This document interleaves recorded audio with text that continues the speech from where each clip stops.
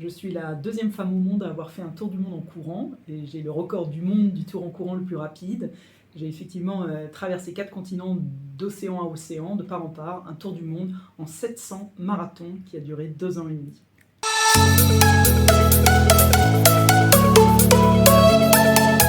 L'idée du tour du monde est venue de manière très précise quand j'ai mis en adéquation ma vie de nomade que je menais depuis une vingtaine d'années déjà et qui m'avait emmené à travers de nombreux pays, avec ma passion de la course à pied. Et le jour où j'ai mis ces deux moments-là ensemble, je le décris dans mon livre, comment c'est arrivé, par un petit dessin que je fais au travail sans me rendre compte, un peu la tête en l'air, et puis je me dis, nomadisme en courant, ça doit être un voyage extraordinaire. Et j'ai de fait vérifié sur Internet pour voir si c'était possible, si l'idée d'un tour du monde en courant avait déjà été faite. Et en fait, j'ai découvert qu'il y avait 6 personnes avant moi qui avaient déjà fait un tour du monde en courant. Donc pour moi, ça signifiait que c'était possible. Voilà comment est né ce tour du monde en courant.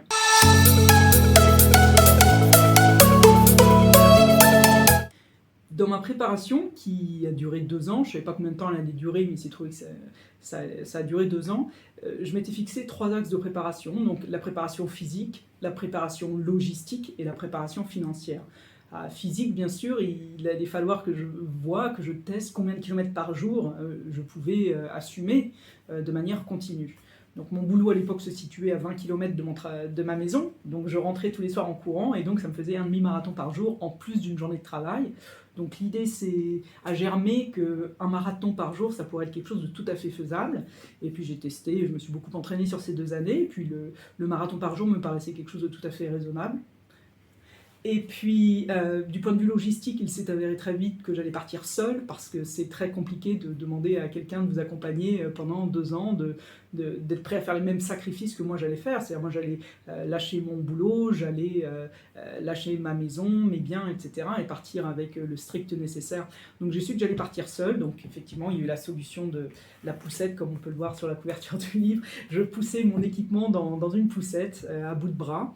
Et puis la préparation financière, donc encore une fois, comme j'étais pas une aventurière au long cours, moi j'étais essentiellement nomade, mais j'avais pas un palmarès de sportif extraordinaire, donc j'ai compris tout de suite qu'il allait falloir que je me finance seule, donc je suis partie en mettant toutes mes économies sur la table.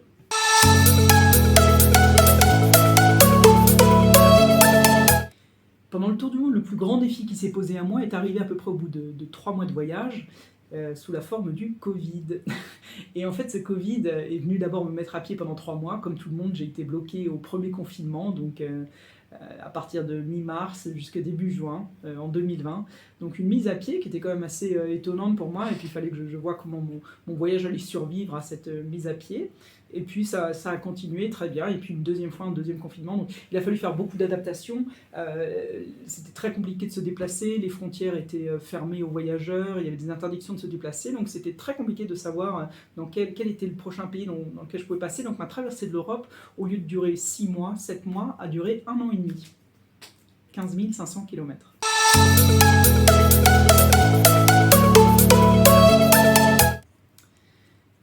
Pour quelqu'un qui voudrait se lancer dans le tour du monde, le seul vrai conseil que j'ai à donner, c'est de mettre vraiment l'accent sur la préparation. Pour moi, les rêves les plus fous, ils deviennent réalisables à partir du moment où on s'attache vraiment à créer ce pont, à construire ce pont entre l'imaginaire et le réel. Et une fois que vous l'avez construit, ce pont, il vous prouve que c'est faisable. Alors, le pont, ce plan, il va sauter en éclats, il va partir en éclats au premier obstacle que vous allez rencontrer. Dans mon cas, c'était le Covid, mais il peut y en avoir 1000.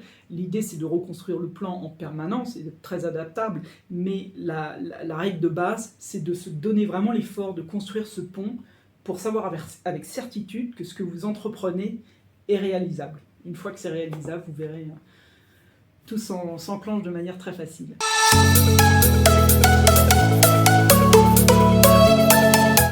Donc je suis revenu du tour du monde il y a à peu près 1 an, et j'ai passé les mois qui ont suivi à écrire ce livre qui s'appelle Le monde sous mes pieds, que je sors aux éditions Kalman Levy. Et j'ai essayé de rendre du mieux que je peux justice à ce voyage. C'est un voyage, comme on dit, un peu un voyage à l'ancienne, qui va de nos jours voyager à pied à travers les continents, en plus en courant. On n'est que 7 personnes au monde seulement à l'avoir fait sur presque 8 milliards d'individus. Et l'expérience qu'on en récolte est particulièrement intense et tout à fait unique. C'est une expérience sensorielle du monde. On est à son contact tous les jours, d'une manière presque charnelle, j'allais dire.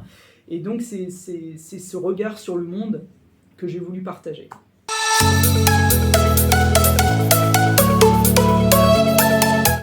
Ava m'a un peu sauvé la mise quand j'étais déjà très engagée dans le voyage et en fait j'avais plus d'assureur pour se ranger à mes côtés et m'assurer de terminer ce voyage dans les bonnes conditions. Et en fait ce qui m'a beaucoup enthousiasmé, c'est que c'est l'idée du voyage et ce que j'étais en train de faire qui leur a plu et qui les a fait me contacter et se ranger à mes côtés. Donc je ne remercierai jamais assez Ava, Go by Ava, qui s'est allié à mon projet et qui m'a permis de continuer en toute sérénité jusqu'à la fin de l'aventure.